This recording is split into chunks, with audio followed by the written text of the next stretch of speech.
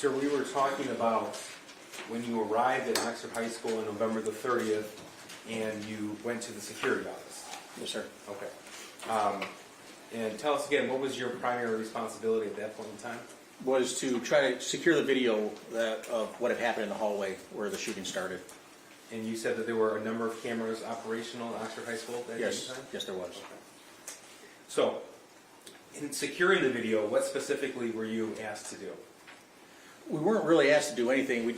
I assumed what the bosses, the sheriff and the undersheriff, all of them would want to know is where it started. We knew it started in the 200 hallway, and we saw as the shooter came out, but we were trying to figure out when he went into the bathroom. So what did you do to accomplish this goal? The shooter came out of the bathroom with a black coat on. We kept on rewinding 5 minutes, 10 minutes, 15 minutes, and watched all the way through looking for him to go into the bathroom. And we didn't know the shooter's name at the time. Then we could never find somebody going into the bathroom wearing what the shooter had when he came out. Somebody told us what his name was. And so we knew that he was in the counselor's office earlier in the day. So we went all the way back to the time he was coming out of the counselor's office to determine what he was wearing before he went to the bathroom. That's how we were able to figure out when he did go in. Okay, so you were able to eventually identify the shooter? Yes. Now, are you the person who actually synced together the camera footage for other investigators? Yes, I was. Okay, and tell me, how is it that you were able to do that? With over 100, at least 100 cameras in the school, you just take clips of each one. As they move from one camera, you go to the next camera and save that section, and then there's software that I use to just thread them all together. And then you testified earlier that you were aware that the shooter was in his counselor's office. Were you also aware that James and Jennifer Crumbley were at Oxford High School that day? At that time, yes, I was. Yes, I'm sorry. And eventually, were you requested to obtain as much surveillance video footage from that point in time as you could? Yes. Your Honor, I'm going to object to leading. It's just foundational, John. Sustain. Now, in the immediate days after the shooting, what was your primary responsibility with regard to the video? Different things came up. There was a rumor going around that the shooter had actually tried opening doors, and identifying himself as the police. Well, that was actually the police, but I had to go up there and get more video footage just to determine how far he went completely down the hallway before he turned around, and then what had happened in the surrounding hallways and such like that. And as the investigator who had to sync together the video, did you have to watch the video of the shooting itself? Yes, sir. All told, how many hours of video do you think you've watched to put this together? Too many. How many different angles did you have to see this from? Every angle, every camera. There's some cameras that pointed back in one direction from where it started to, I don't know, 7 different angles maybe at different times. In part of putting that footage together, were you aiding in the identification of the victims? Yes. Tell us what you saw in the video.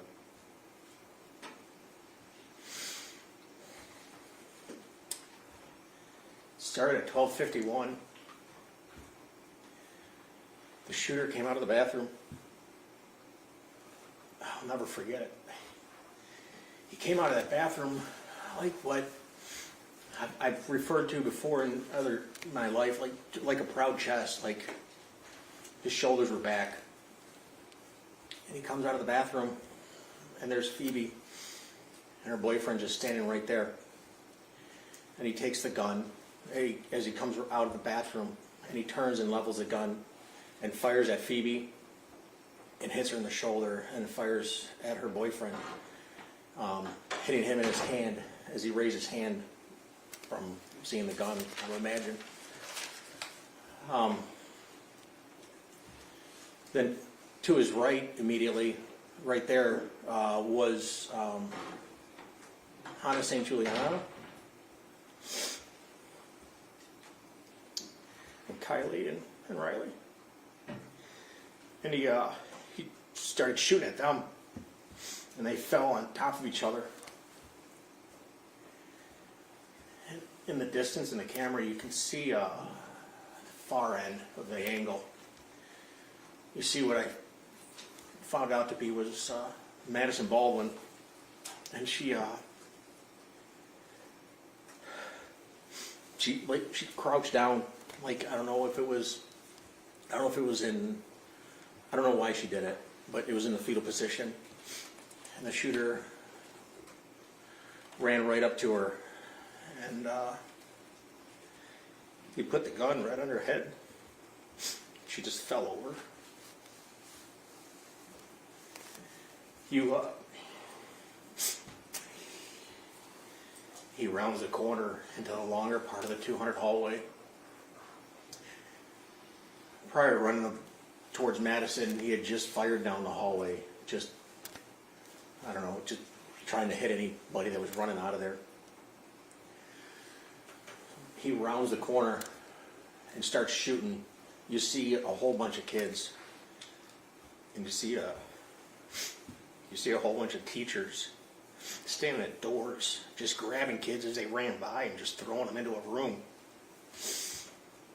And then there's two girls. One, you see, she runs up to a door and tries pulling it open, but the people inside had already put the safety latch at the bottom of the door and she couldn't get it open. Meanwhile, the shooter's still walking towards, and another girl comes from the right side of the frame and grabs the other one by the arm and just tears off down the hallway. Meanwhile, the shooter is shooting at them. The shooter keeps walking down the hallway past 200, I think it was a 400 T intersection, I think is what that was.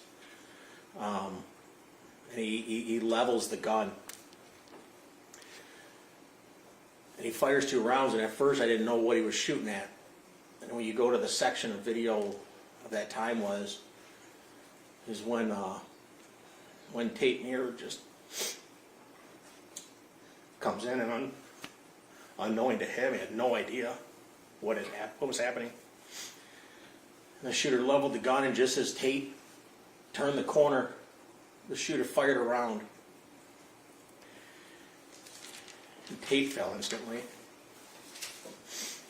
The shooter took a couple steps and then leveled the gun again, and just to shoot Tate again, laying there, shot him. And you see Tate's body flinch. He then walks over Tate. At the top of the frame, you see his feet stop, the shooter's feet, and he turns towards a room that, looking at the frame, would be on the left, or would have been his left. And come to find later on, he had fired into a classroom where a teacher was. He continues on down the hallway, almost hunting for more victims or whatever. And he gets past a certain point, and there's no one else to shoot at because everybody had ran out of the school. Every door, every possibility, every door locked, whatever. And you see him turn around, and he stops at a classroom that, based on where the door is, you can't see deep into the room. It's like the room goes that way, but he can only see straight in. Well, as he's walking back this way, he can see the kids, I'm imagining, hiding in that corner, because he stops and fires off a few rounds through the glass.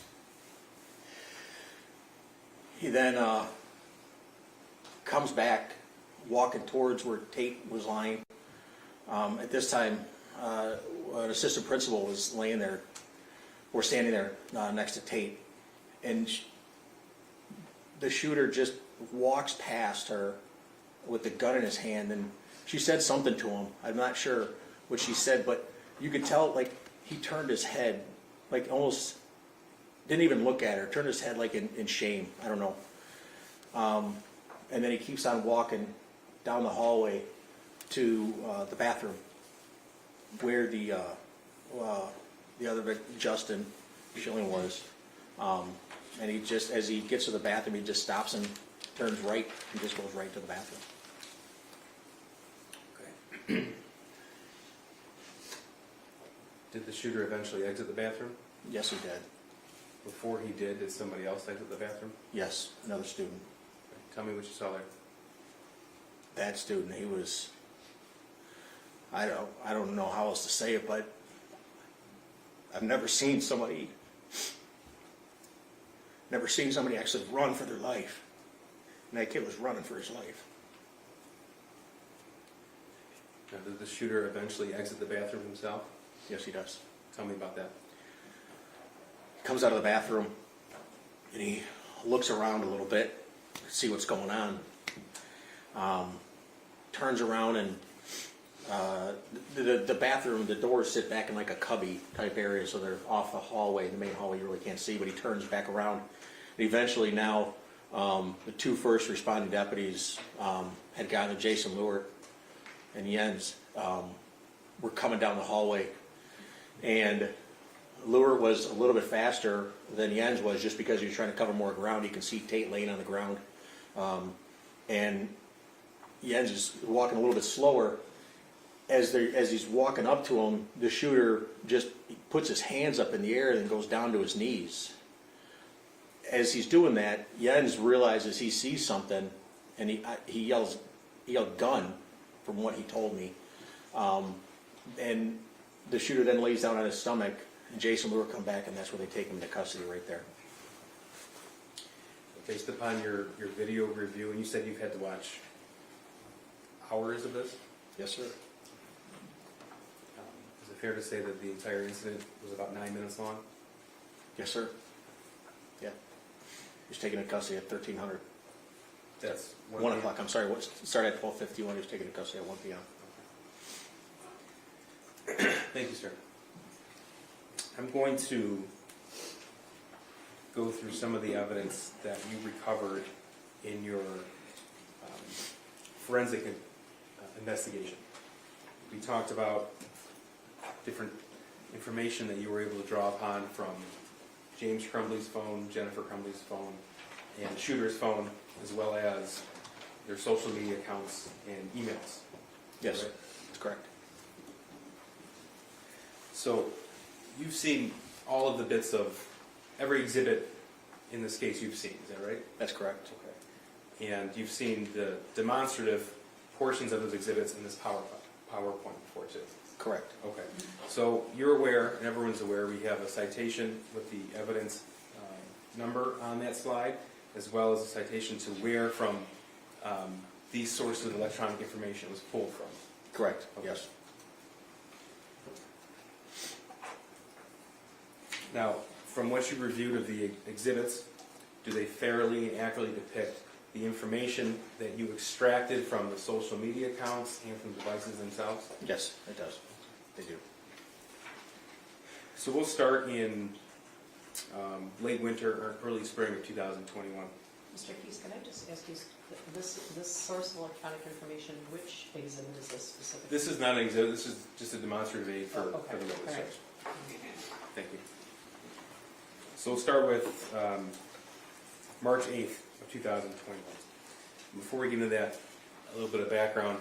You were able to obtain a Facebook Messenger chat between James and Jennifer Crumbley? That's correct. And tell me how you were able to obtain that. We were talking earlier, you can send search warrants off after authorization from a judge to obtain information on someone's social media accounts or phone numbers. Okay. And did that happen in this case? Yes, it did. So I'm going to show you what's been admitted as, this is People's 44. Sir, what are we looking at here? That's a Facebook chat between James and Jennifer, and the green would be James Crumbley and the blue would be Jennifer's. Okay, so we won't do this with every slide, but just so we are on the same page here. It says from Facebook 691473442 JC Rumbley. What does that mean? The numbers is the ID account that is signed by Facebook, and then the JC Rumbley is the screen name that was chosen by the user. Okay. And then we have, in the bottom of the text bubble, we have the date. So this is March 8th, 2021. The time, 3:09:50 p.m. And then it says UTC-5. What is that? It's just to tell you that it's been adjusted So the normal information is captured in UTC time, -0. And all time starts in the point in Greenwich. It used to be called Greenwich Mean Time, GMT. Well, now it's UTC, Universal, like whatever it means. Anyways, all time starts there. And depending on which way you go from that point on the globe is whether it's plus hours or minus hours. And we're 5 hours away from where all time starts. So let's go through this conversation. Blue from Jennifer, Ethan going to bowling. What's in green is James. Correct. What's the response there? IDK, or I don't know. Okay. Jennifer, what do you mean? I don't know. And what was James' response? James says, I don't know, period. Exactly what I said, period. We'll know after he gets home. Okay. And Jennifer's response, 3:12 p.m. Does he have his phone? Again, 3:12 p.m. Why isn't he home yet? 3:12 p.m. He should be home by now. Correct. Okay. And Jennifer at 3:12 p.m. and 56 seconds says freaking out. What was James' response? He does not get home till 3:16. Okay, so March 8th, 2021, that was a weekday. From the combination of the digital evidence that you reviewed, location history, are you able to tell where James was when he was sending this message? Yes, Where's that? he was at home. And Jennifer's response, I told you to pick him up because he's upset and I don't want him to do anything stupid, goddammit. Correct. That's March 8th at 3:13 p.m. Correct. Okay, and James's response? Dude, period, chill, period. He is fine, period. And I'm trying to fucking work. I'm going to move on to, again, March 8th, 3:13 p.m. What does Jennifer say? Jennifer replies with, does he have his phone? Question mark, question mark, question mark. And James's response? Yes, but he won't answer while he is walking. I will let you know the minute he walks in. Okay. And Jennifer at 3:14 p.m. says what? I'm serious freaking out. Then she says, is he home yet? And that was 3 minutes later. That's March 8th, 2021. That was a Monday. That was 3:17 p.m. Yes, correct. Okay. I'm going to move on to Exhibit 61.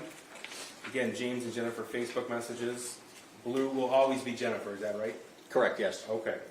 March 19th, 9:37 a.m. Tell us what Jennifer writes, please. Jennifer writes, Ethan awake? Okay, James' response. Yeah. Jennifer, Replies with, how is he? and what does James say? James then says he woke up looking like he had way, in all caps, too much to drink last night, complaining about a headache. That's March 19th, 2021, 9:40 a.m. And what does Jennifer write? She replies with, well, he was really worked up and out of control, so I can see why. She continues on with, all I know is he needs to eat, go to work hard, and not complain, and he can get his stuff back. And that was at 9:41 a.m. Okay. And 10:15. Jennifer says, you respond, I didn't get a call. I didn't get it. Okay. And James's response. He responds back with, one text says Jesus, another one says yes. He Okay. said, let me ask you a question. Why am I in your guy's room?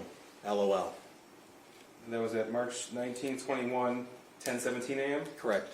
And Jennifer's response. OMG. Oh my God. What did James write? James responds, I totally thought you were giving him a Xanax last night. Jennifer's response.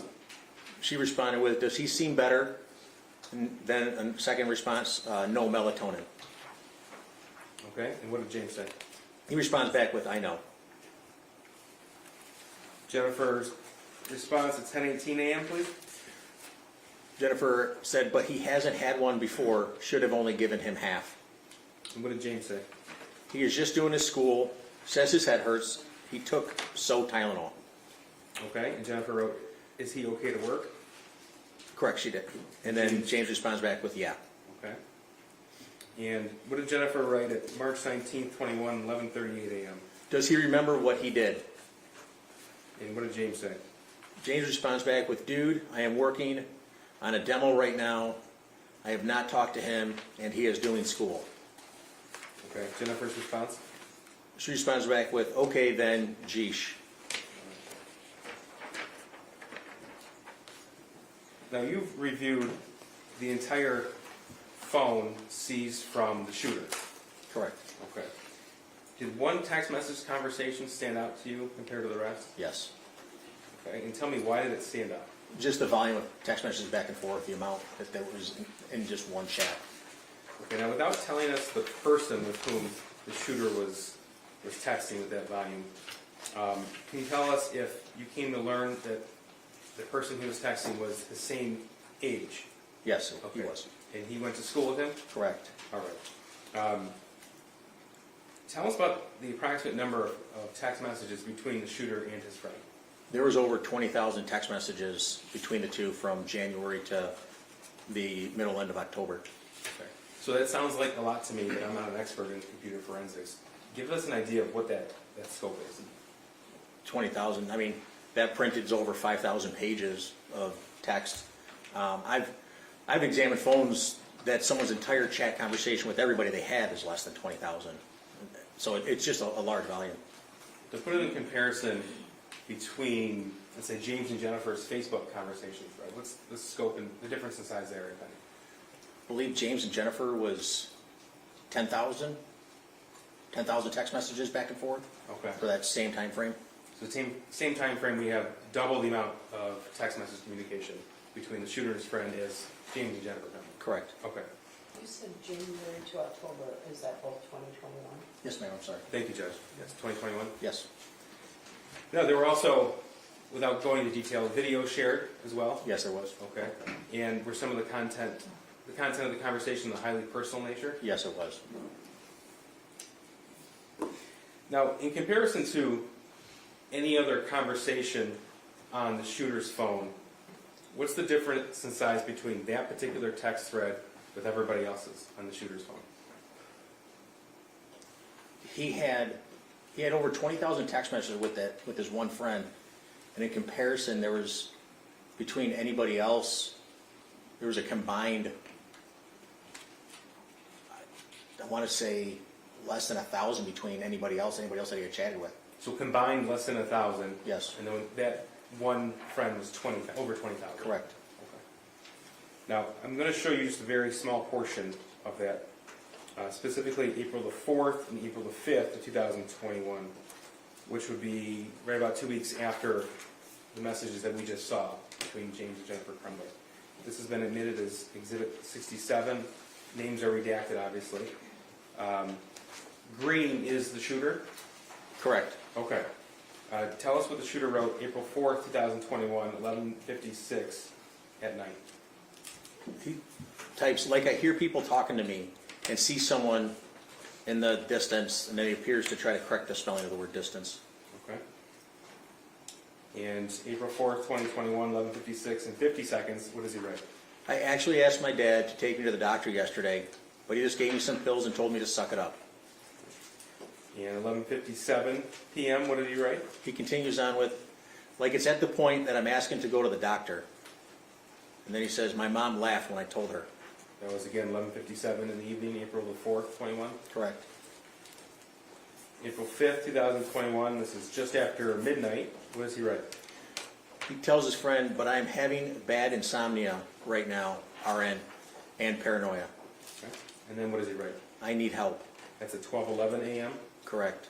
And then at 12:12 a.m., what does he write? I was thinking I calling 911 too so I could go to the hospital. And continuing on, April 5th, 12:12 a.m., what does he write? But then my parents would be really pissed. And finally, 12:38 a.m., what does he write? He says, I'm going to ask my parents to go to the doctor's tomorrow or Tuesday again. Then he continues with, but this time I'm going to tell them about the voices. And finally, he writes at 12:39 and 20 seconds, what? Like I am mentally and physically dying.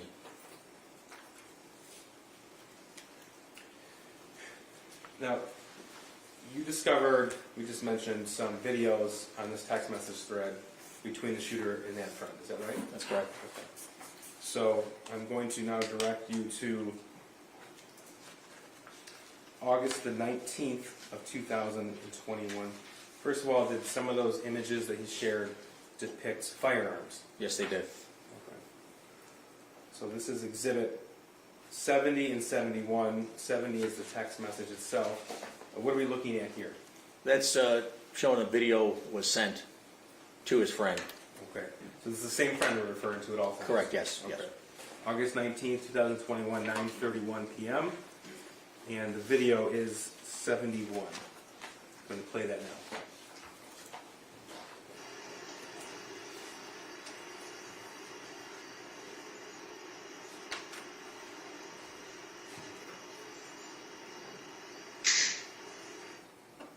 Now that's August 19th, 2021.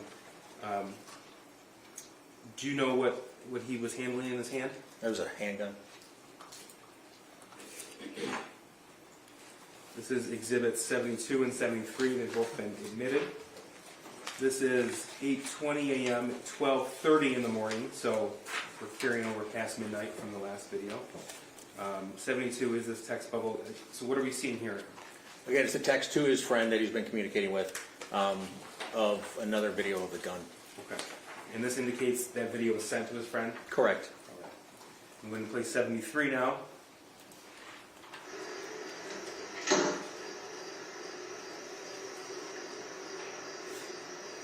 Sir, do we see a round in that chamber? Yes, there is Okay, when I say round in the chamber, what does that mean? a bullet and a shell.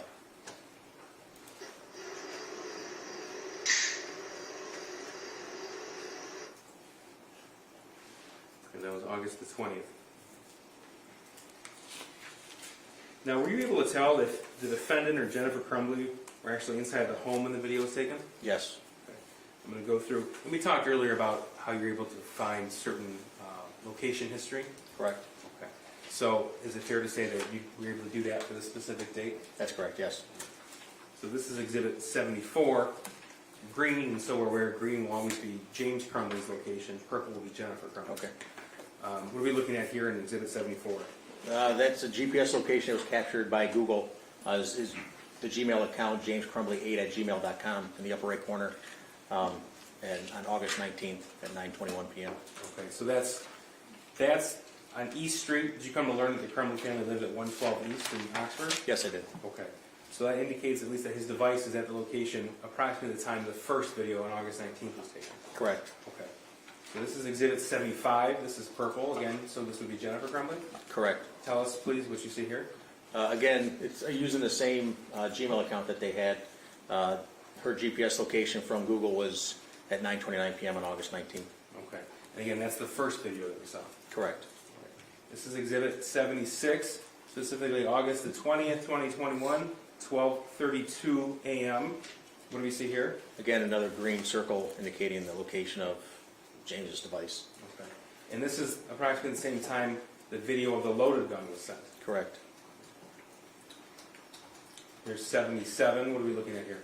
That's the purple, which is Jennifer's, on August 20th, and that's at 12:21 a.m. Now this is exhibit 72. This is part of that same conversation between the shooter and his friend. Yes. Okay. And this was August 20th, 21 at 12:32 a.m. Correct. Okay. So would that be right after that video was sent? That's correct. All right. What does the shooter write? My dad left it out, so I thought, why not? LOL.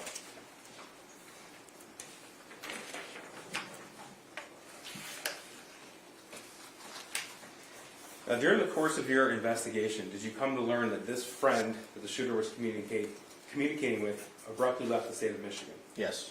Okay. And did you learn if that was done without notice to the shooter? Correct, it was not. Okay. What do you base that belief on? James had reached out to the father of the shooter's friend, asking if everything was okay, and then the father of the friend told what was going on. I'm going to show you exhibit 79. This is a text message from, you recovered off of James Crumbley's phone. Correct. Okay, and again, names are redacted here. Did Correct. you come to learn that this is the father of the shooter's friend? Yes. Okay. And what's the date here? This is on October 30th, 2021. Okay, at 9:52 p.m., what did he write? He wrote, "Hey Mark, sorry for the late text. Hope the family is well. Just wanted to check in and make sure everything is okay with the shooter's friend. Ethan's been trying to get a hold of him for a few days. Did not know if his phone was taken away, maybe, but just checking in. Ethan wanted to be with his friend for Halloween if he is okay." Okay. Now, we have this in the same conversation for context. This is October 30th, 21, 11:01 p.m. This was in response to that text? Correct. Okay. And what does he say? He says, "Hey James, thanks for checking in on him. Unfortunately, his friend is in a bad place with the OCD, unable to go to school most of this week. We are taking him out to Wisconsin tomorrow to put him in residential treatment. He'll be gone for 60 to 90 days. By far the hardest decision we've had to make. So he probably doesn't know how to approach it with Ethan or what to say. I think he is probably embarrassed about the situation and is the reason he is not answering. Let me talk to friend. I wasn't aware that he wasn't talking to anyone." Okay. And then there was another text after? Yes. He responds, "Sorry for the delayed response." Okay. And 10:30:21 at 11:03 p.m.? The father of the friend says, "Let me talk to him and see how he wants to approach it with Ethan." Okay. And then when was James' response? James responds with, "Mark, please let me know if there's any way at all we can help. He is a great kid and always great over here and very welcome at all times. Please let me know if we can help." Okay. So that's October 30th, 2021, 11:10 p.m. Correct. Now, I want to move into November of 2021. Did you find any information regarding James Crumbley's employment status? Yes.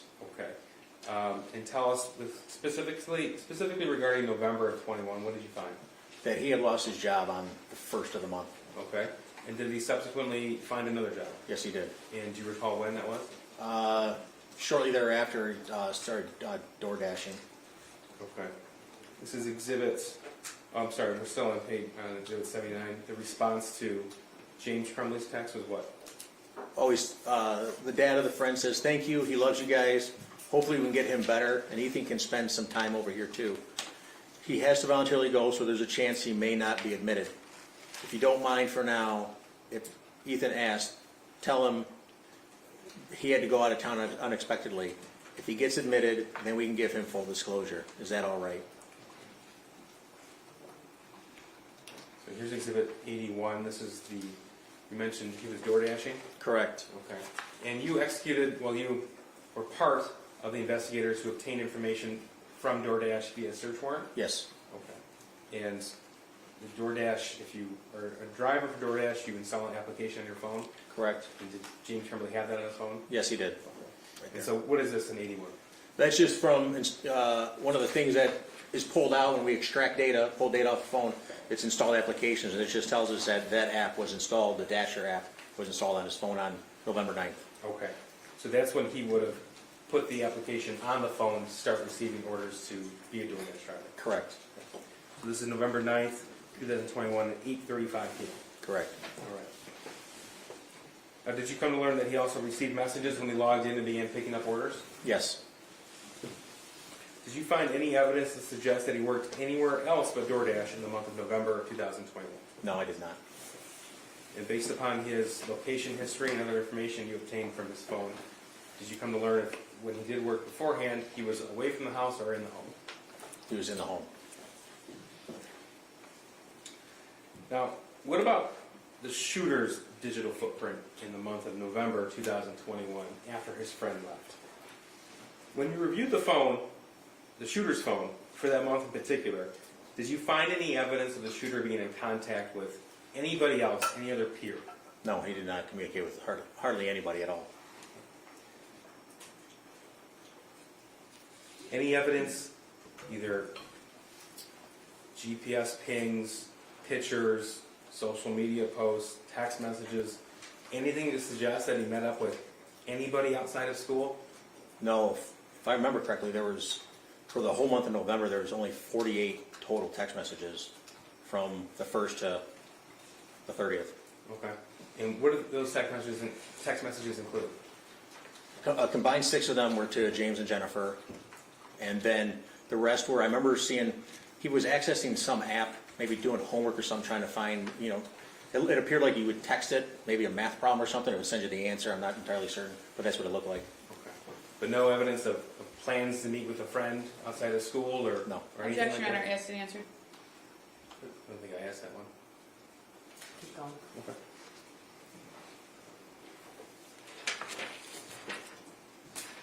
Now, sir, when I talk about cached data, what does that term mean? Cache data is data that's stored in a temporary file for your device, whether it's a phone or a computer, to pull that information back up again quickly.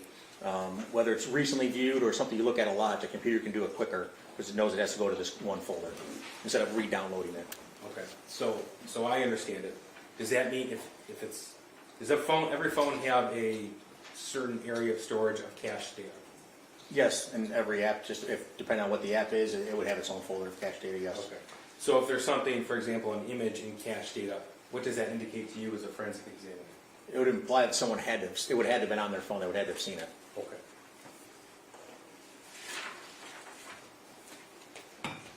Now, what does it mean if two people have the same cache data on their phone for an image?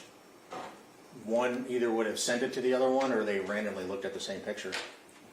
When examining the phone of the shooter and examining the phone of James Crumbley, did you find any images in common in cache data? Yes. Now, I want to specifically take you to exhibits 82 and 83.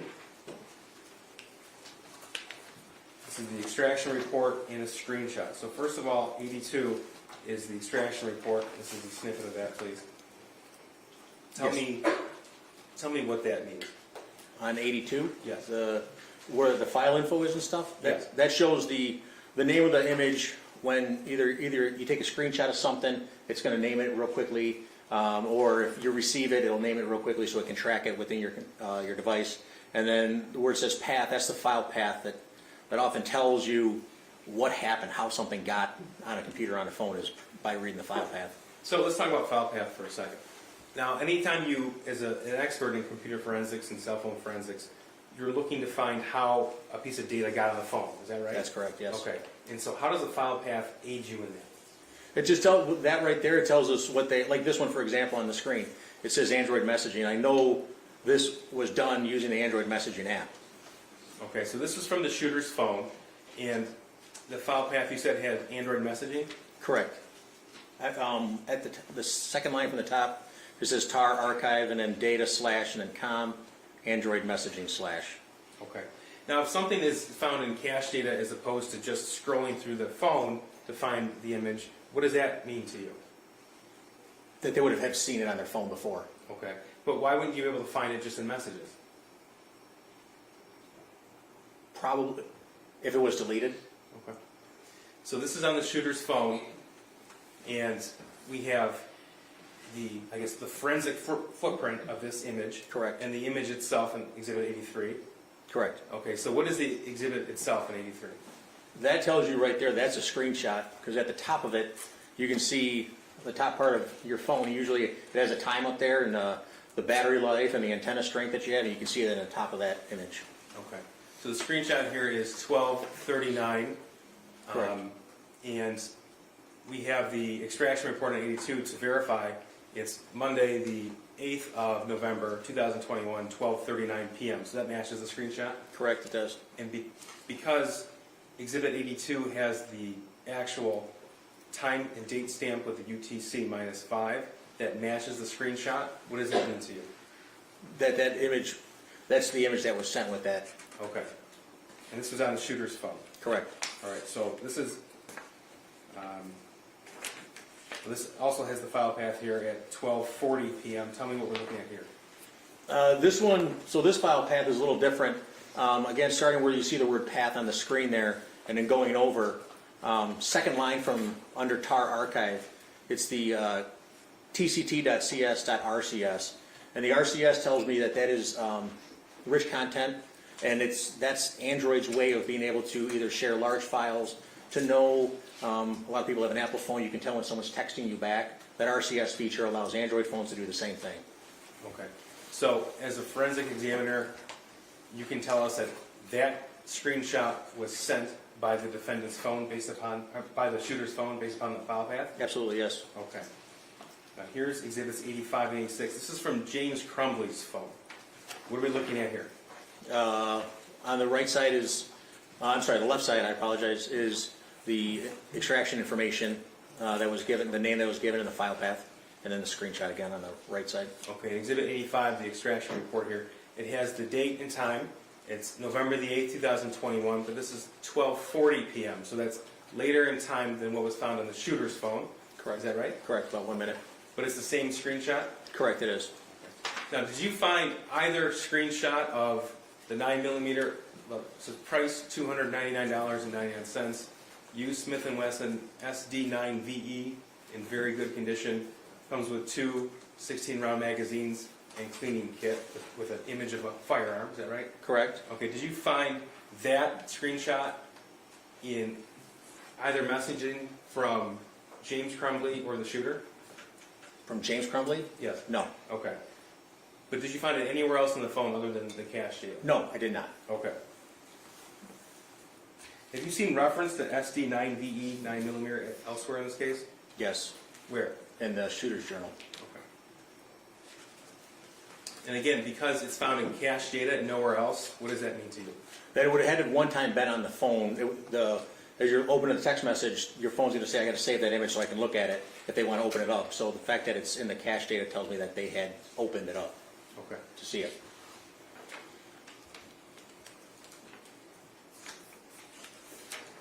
Now, is it possible to recover deleted content from a phone? Potentially. Tell me why.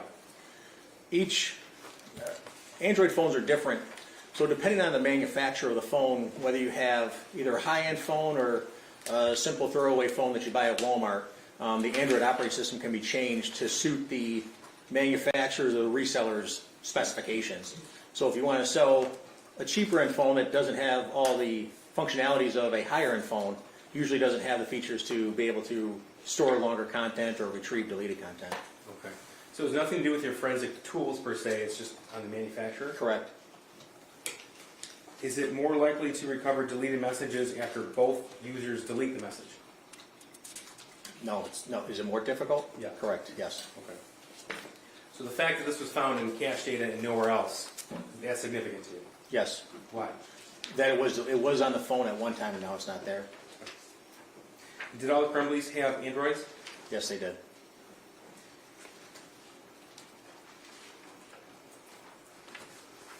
I'm going to direct your attention now to the days before the shooting. We'll start with November the 26th, 2021. Okay. Now, sir, given the tools available at your disposal and the information you're able to pull from, I'm going to ask you to build as best you can a digital footprint of the Crumbleys from the 26th to the 30th. Okay. Now, are you familiar with the firearm purchase of the 6-hour 9mm on November the 26th, 2021? Yes. Okay. Now, based upon data locations and other information that you were able to retrieve in your investigation, are you able to tell us approximately when that purchase occurred? Yes. When? It was between 1 and 2 p.m. Okay, well, I'm going to show you Exhibit 87 here. This is data location from 12:08 p.m.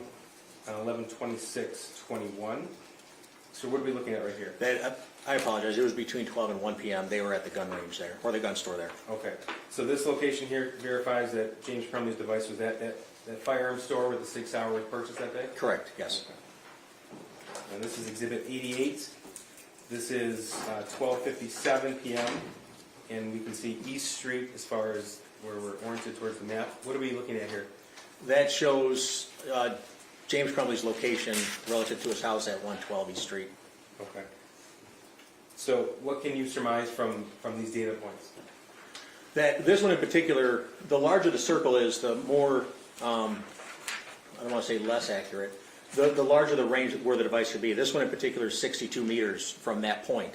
So he could be anywhere within 62 meters of that point there near his house. Okay. So because we have a more narrow point with Exhibit 87, we can be reasonably assured that the device was at the firearm store from 12:08, and then at 12:57 he was getting within 62 meters of his house? Correct. Okay. Now, to the extent possible, I'd like us to go through what the Crumbley family did after the purchase of that firearm on November 26th. Tell us what you saw on their phones, what they did after the gun was purchased. They went Christmas tree shopping. There are pictures of it. Sir, when someone takes a picture of something, is there a way to tell where and when that picture was taken? Usually, yes. Tell me why. So a picture that you take with your phone or even a camera that you might have, a Canon camera, captures what's called metadata. You usually tell your phone to do it. And metadata is data within data. So the main information here that you see on the screen is of a map. Well, embedded in that could be how that map was made by the camera that took the picture, maybe the computer that took the picture, how even the screenshot was made. That's information that you don't see. That's the metadata. So we're looking at exhibits 89 and 90 here. So 89 is the metadata, 90 is the photograph itself. Tell us what we're looking at here. That's was taken from the shooter's phone, and he's holding a handgun that was purchased on the 26th. And the handgun on the grip there says 6 hour? Correct, it is. Okay. And so when and where was this picture taken? This was taken at the Crumbley home on November 26th And what time? at 1:03 p.m.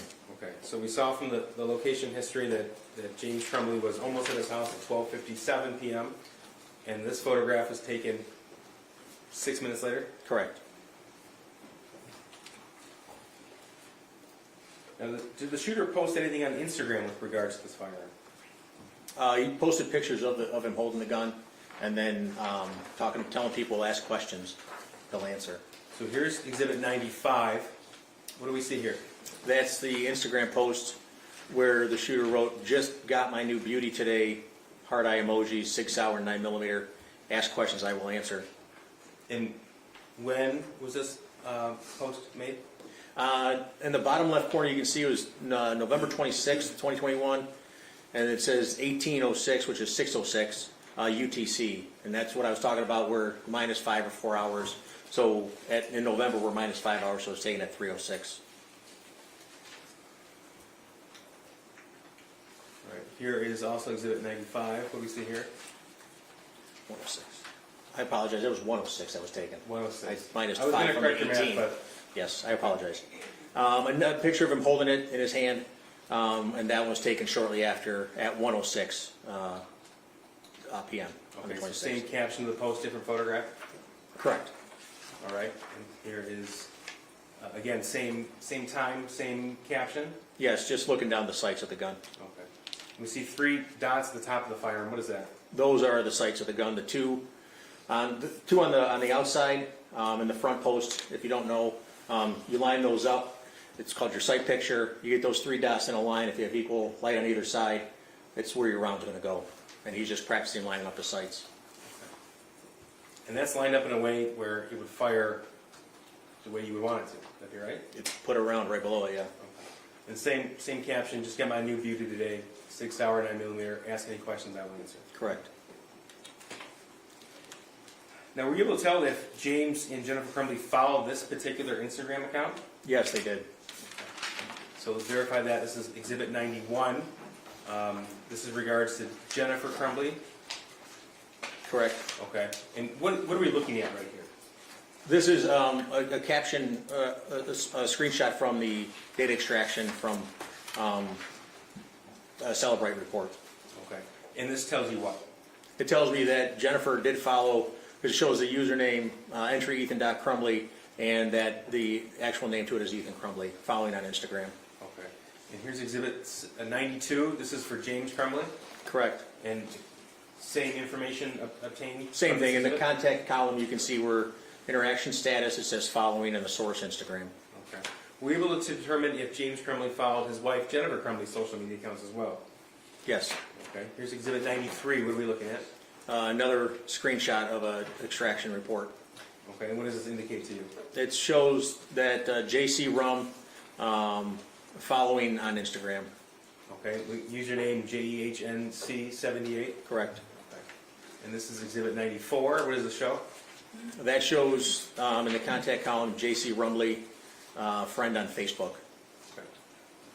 So we saw from the location data James arriving home approximately 12:57 p.m., or at least in the proximity of the home. And then these photographs taken at 1:03 p.m. And then these posts made shortly thereafter. Is that right? Correct. Okay, and you said they went Christmas tree shopping after that? Yes. Okay, were you able to tell from location history when that occurred? Yeah, on the, I'm sorry, the evening of the 26th. Okay. Now, did you find any other pictures or videos of the murder weapon after they returned home from Christmas shopping? There was one more. And this is Exhibit 96. This is 6:39 p.m. on November the 26th, 2021. This was found on the defendant's phone, is that right? Yes. I'm sorry, the defendant's son's phone, thank you. This is on The shooter's phone.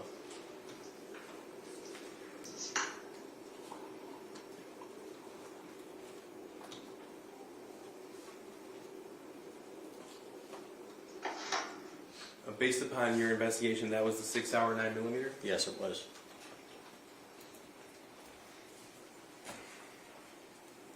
Did you also find a picture on Jennifer's phone of the 9mm and another firearm owned by James Crumbley? Yes. This is Exhibit 97. What are we looking at here? That's the Sig Sauer at the bottom part of the screen, and on top is a Caltech firearm, and then the magazines and a gun lock. So, are you aware what was provided to James Crumbley when he purchased the weapon on November the 26th? A gun lock was provided in the magazines for the gun. As well as that ATF pamphlet underneath it? Correct.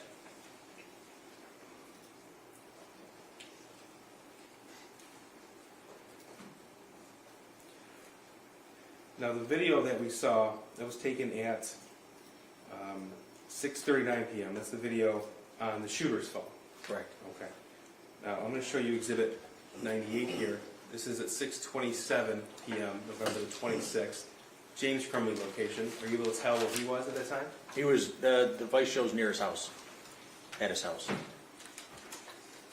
think that move on to the next day of November the 27th, 2021. Could you get an idea of what the defendant, his wife, and their son were doing that day? Yes. Okay. Now, what of significance to you? Jennifer and the shooter went to the gun range that day. All right. And were there any social media posts made after the trip to the gun range? Yes. Is that both by the shooter as well as Jennifer Crumbley? Yes, it was. Objection, Your Honor, leading. Foundational. We'll go one by one.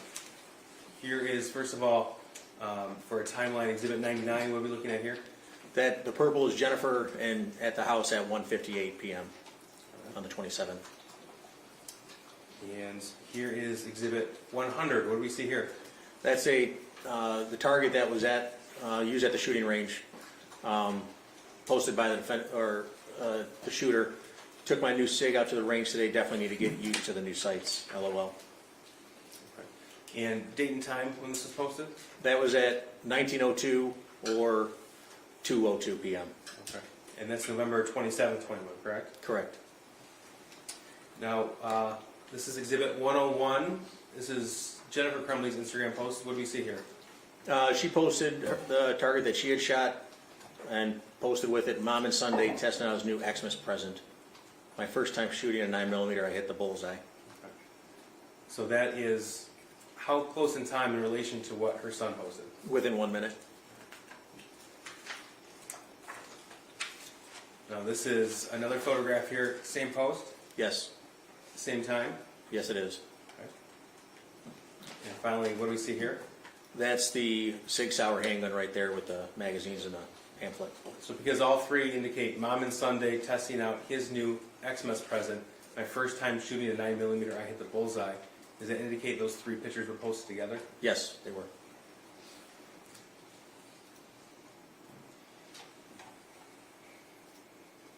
Now, here's Exhibit 102 here.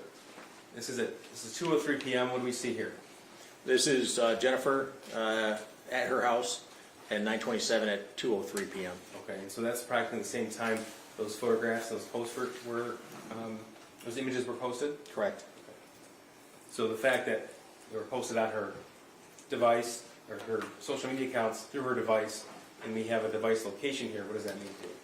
That she was at her house when she made that post. Okay. And were you able to tell if James Crumbley saw these images? Yes. Here's Exhibit 103. What are we looking at here? This is data information from the cell phone extraction. And again, back to the file path that I talked about, you can see the third line down in the second column. You see com.facebook.katana/cache, indicating that it's in the cache folder. Okay.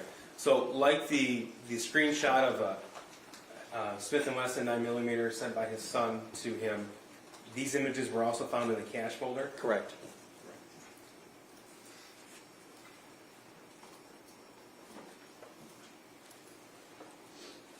Now, were you able to obtain data locations from James Crumbley's Gmail account for November the 27th, 2021? Yes. Okay, did that help you identify where he was that day? Yes. Okay. So I'll go through exhibits 104 through 107. Here's 104. What do we see here? It shows James' location. It's near the gas station of the Meyer at Ray Road in 24. Okay, we already talked about at this point in time he was working for DoorDash. Correct. And we already identified the fact that when there was an order ready, he would receive a text message from the DoorDash app. Correct. Okay, so were you able to tell what he was doing that day? Yes. What was he doing? He was door dashing, delivering. So 9:37 a.m. indicates one position where he's at, and looks like he's back home at 5:32 p.m. Correct. And here's exhibit 106. It's about 6:03 p.m. He's out of the house then. Correct. Okay, and 6:33 back home. Correct. Now, what about Jennifer's locations from that day? Were you able to obtain any idea where she was that day? Yes. Okay. This is exhibit 108. What do we see here? It's the purple dots indicating Jennifer's locations. Okay. So we have 2:29 p.m. to 3:32 p.m. and locations outside of the home that would indicate what to you? She was not home. She was out and about. Okay, just to make sure I'm clear, on the 27th, we see James Crumbley leaving home about 9:37 a.m., returning at 5:32 p.m., leaving again at 6:03 p.m., home again at 6:33 p.m. Correct. And the same day, Jennifer's gone from about 2:30 p.m. to 3:30 p.m. Correct. Now Sunday, November the 28th. This is exhibit 109. Tell us what we're looking at here. That is GPS location for Jennifer on November 28th at 12 p.m. So she's obviously away from her home. Do you know what's at this location? Yeah, that's where the horse farm is. Okay. Now, you say horse farm. You went through all of the digital evidence in this case, Correct. okay, including the Facebook messages between James and Jennifer, Correct. and messages from James to anyone else or Jennifer to anybody else. Correct. Okay. Are you aware of James and Jennifer spending time at the horse farm? Yes, sir. Okay, and tell me how you're aware of that. Your Honor, I'm going to object to relevance. We addressed this, Judge. You addressed it in your earlier opinion as well. I think we did. I'm going to allow it. I think the objection was to weight, not admissibility. Thank you, Judge. How are you able to know that, Judge? By how many times they talked about whether I'm going to the barn to do this or work on this horse or take care of that horse, yes. Okay. Give us an idea of how many times they would talk about it. They talked, it was mentioned within their chats 86 times of going to the barn. Oh, I'm sorry, what period of time? That was from January to November.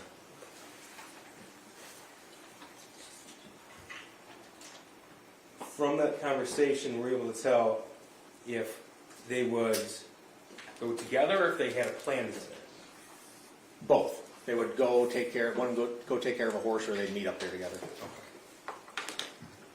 Here is Exhibit 110. This is Sunday the 28th at 2:07 p.m. This is at the Crumbley family home? Correct. Okay.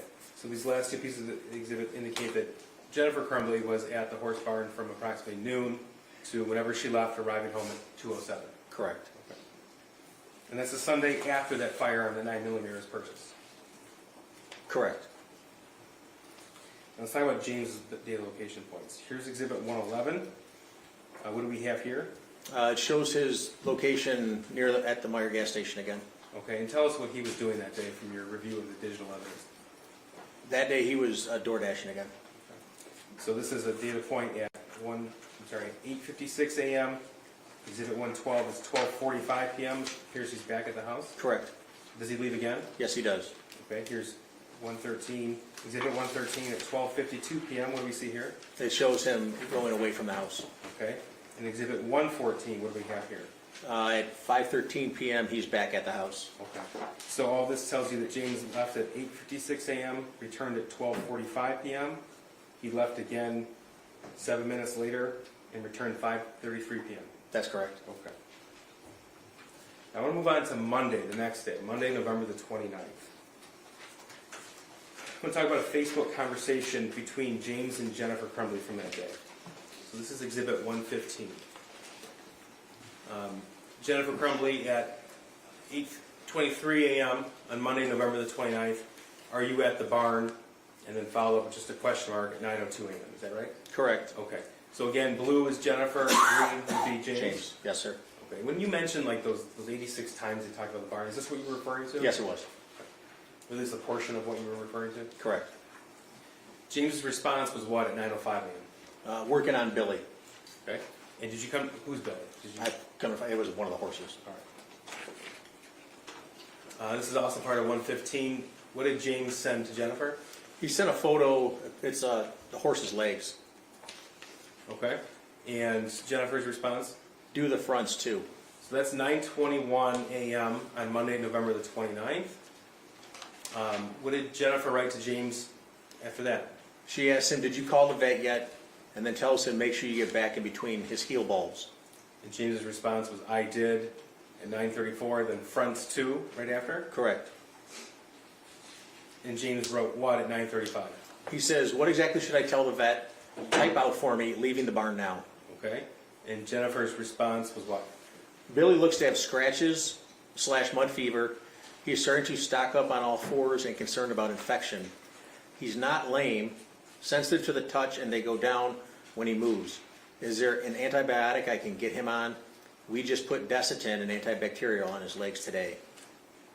Okay. And then she wrote what? She asked, was he stocked up this morning? Okay, so that was 9:41 a.m. Correct. And James's response at 9:43? He responds back with, he was stocked up more in the back than in the front.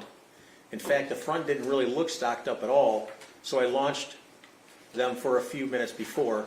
I put the stuff on it, and it took the swelling down a little bit, but I got that cream all over, in between his heel bulbs and stuff like that. I'll call the vet here in a minute. Okay, and then you wrote, talk to text, FYI, so I have no idea what I really just said. Yes. Jennifer, it made sense, LOL, at 9:58, and then James's response at 9:59? James responds with, I just talked to the vet, Carrie. Said she's going to talk to the vet once one of them get back in, and she will give me a call back. I explained everything exactly how you wrote it down. Good thing you wrote it down like that, LOL, for me. Okay, and her response was, okay, good, LOL? Correct. Okay, so this conversation regarding the barn and the vet started at 8:23 a.m. and it went until 10:15 a.m. Correct. Okay. Did you come to learn if a message was left for Jennifer Crumbley while this conversation was going on between James and Jennifer? Yes, there was. This is Exhibit 116. Ms. Williams, do we have the volume?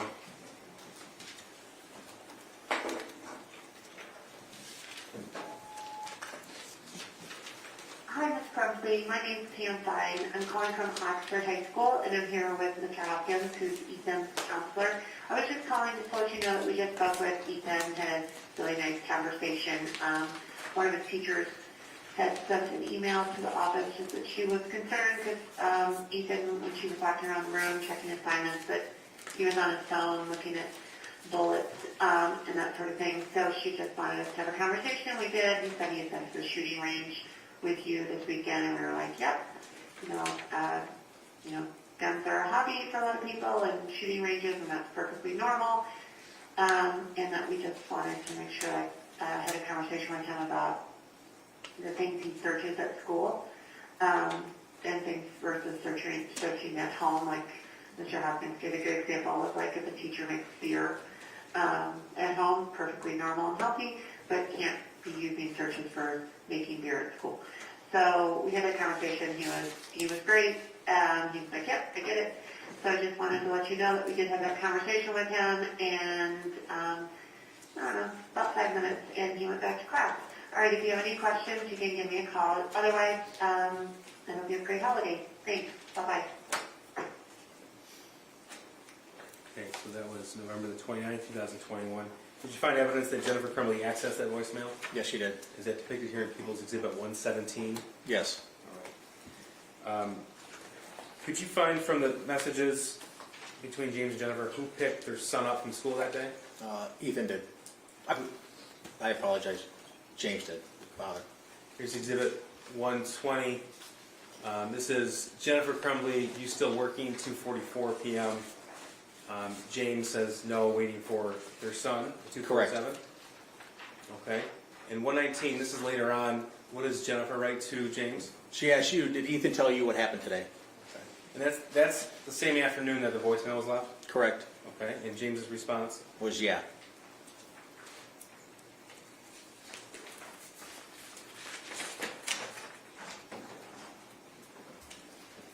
Now we're going to move on to November the 30th. And we'll go step by step from what you were able to discern from all of the evidence that you had to review at your disposal. So in the morning, November 30th, were you able to tell what time the shooter was dropped off at school? After 7:30 p.m. or a.m. So were you able to pull surveillance video for this? Yes. This is Exhibit 122. 7:46 a.m. on the 30th? Correct.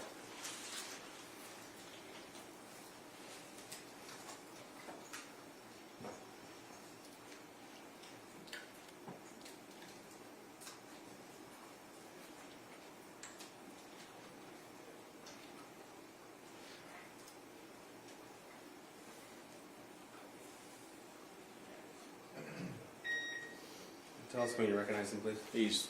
He got out of the car a second ago. He's the last one walking up. Right there? Yes. And he was dropped off by his father? Correct.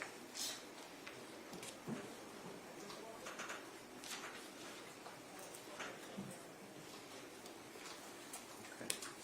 Exhibit 123, tell us where James Crumbley went after that. At 8:04 a.m. he was at home. Okay. And then Exhibit 124, where was he? At the horse farm again. Okay, so 9:04 a.m.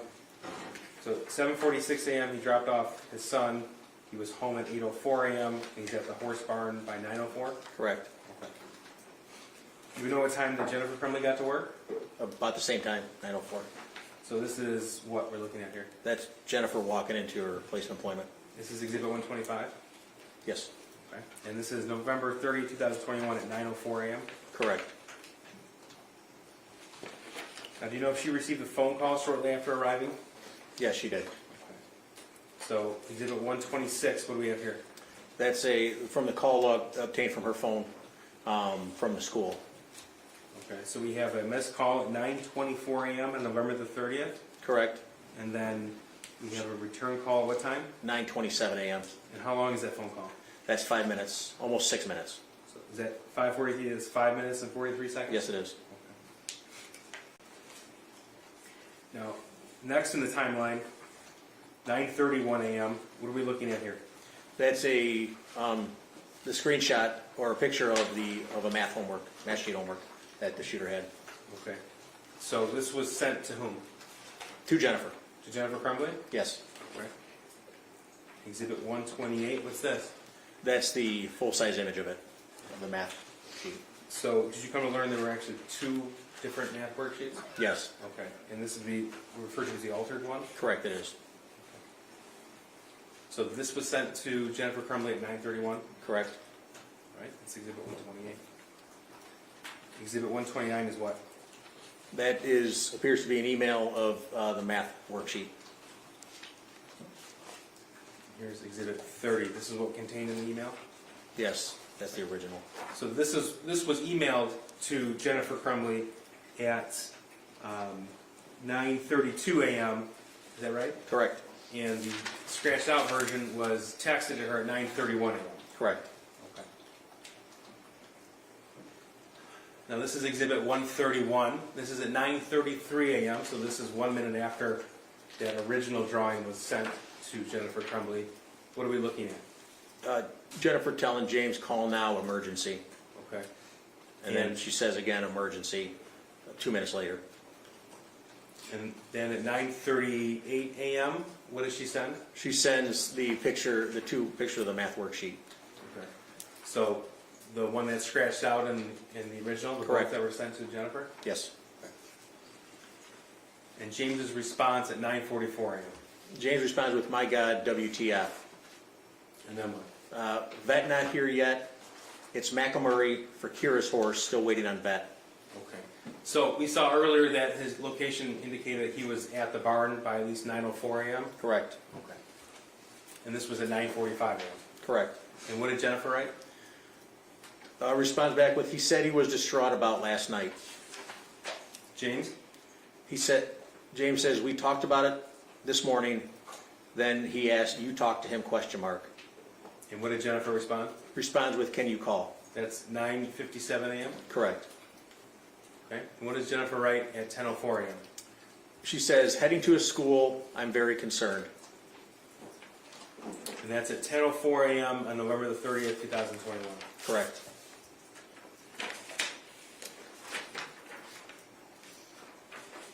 Did you learn that they both arrived at Oxford High School? Yes, they did. And did you learn approximately the time they arrived there? Yes. What time is that? About 10:30, 10:36. This is exhibit 132, 9:36 a.m. You see James' location history that's still at the barn? Correct. Okay. And 134, this is the same surveillance footage that we saw Jennifer Crumbley arriving at work at 9:04 a.m. This is at 10:06 a.m.? Correct. Okay. And this is consistent with what we just saw in these Facebook messages when she wrote heading to school? Correct. Okay. This is exhibit 126. What do we see here? It's a call to the school, to the counselor from Jennifer. Okay, so she left at 10:04, then at 10:07, she called the same counselor who called her. Correct. And exhibit 131, headed to a school at 10:12. So that would be the timeline for that period of the day. Correct.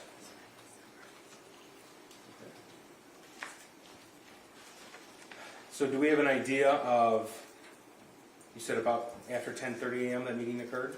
Correct. Okay, and so is this what you base that opinion on? Correct, yes. All right, so what do we see here at exhibit 135?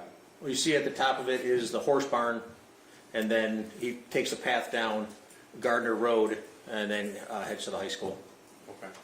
So if I'm correct from what we just saw, Jennifer arrived at work. Well, first of all, the shooter was dropped off at school at 7:46 a.m. by his father. Correct. He went to the horse barn at 9:04. Correct. Jennifer arrived at her place of employment about the same time, 9:04. Yes, sir. Okay. And she received a phone call at 9:24. Correct. Then we saw the messages sent from her counselor, and the phone call from her counselor, and the messages thereafter with those two drawings. Yes, sir. And then the Facebook messages directly after to James with those two drawings. Correct. Okay. And this shows when he left the horse barn and about the time he arrived at Oxford High School. Correct.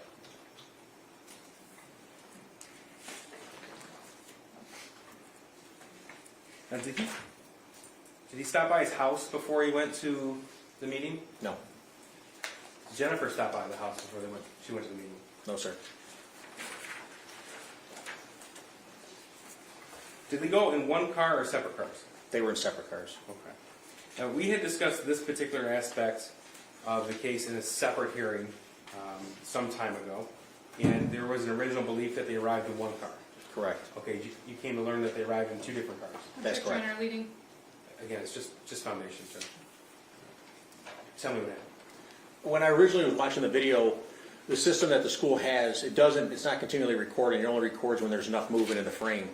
So if they're too far of a distance away, it's not going to record, even though there might be somebody walking across the parking lot. The sensors don't pick it up. And it didn't, once I saw the second car, what I thought was the first car, pull into a parking spot, the next thing I saw was just two people standing in front of it. So I assumed that they'd come out of that car together. So, keeping with our timeline here, 10:29 a.m. We have a call log of, what do we see here? James calling Jennifer. Okay, and how long was that phone call? 7 minutes and 16 seconds. And based upon what you found on the video and the messages and data locations, this is before they arrived at school? Yes. Okay. Now, you were able to pull the surveillance footage of both vehicles arriving and their movements while inside the Oxford High School, at least that were contained on surveillance video, is that right? Correct. Okay, so this is Exhibit 137. I'm going to play this. And just so we know, at the bottom of the screen here, we have a description of the camera, what it's looking at with the time. Correct. So this is 10:36 a.m. on November the 30th, 2021. Correct. Okay.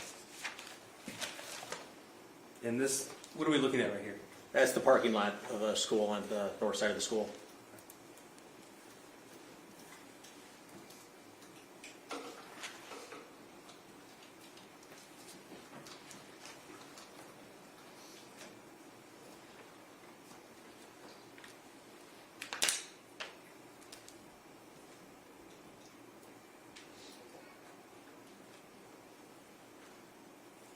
Sir, whatever you're able to, give us some context of what we're looking at. I come to find out that that's Jennifer pulling up right there in that car. Okay. And then there's James and Jennifer walking up to the school. Right here? Yes.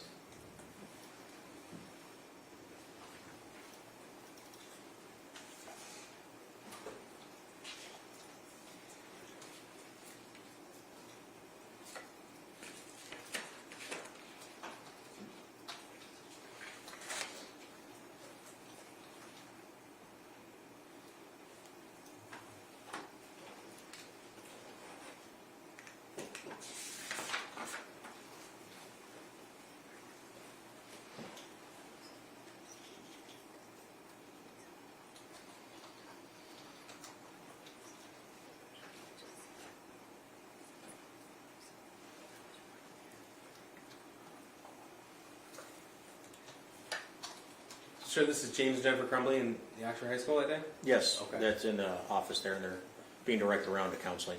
At the bottom of the screen there, it's 10:39 a.m. Correct.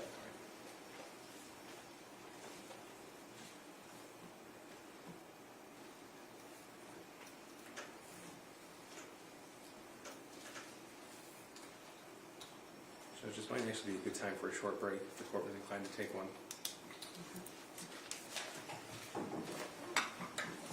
You want to break this thing? That's fine, Your Honor. All right, so I'm going to let you sit down, but you can't discuss your testimony with anybody. All right? So just about a 10-minute break, okay?